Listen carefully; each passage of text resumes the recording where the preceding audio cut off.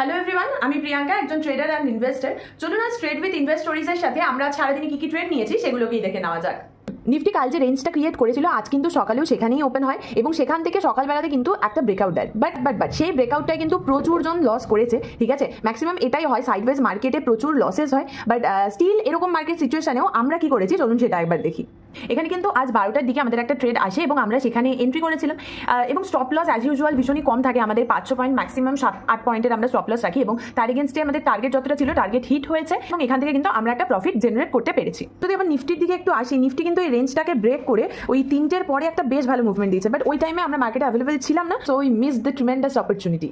তো এরকম সাইডওয়েজ মার্কেটে আমাদের মনে রাখতে হবে যে সাইডওয়েজ মার্কেটে ট্রেড করাটা ভীষণ রিস্কি, কারণ এখানে প্রিমিয়াম মেক প্রচুর তাড়াতাড়ি হতে থাকে এবং তার সাথে সাথে আরেকটা কথা মাথায় রাখতে হবে যে no trade means no loss. সুতরাং সেই মতন করে আমাদের ট্রেড প্ল্যান করতে হবে।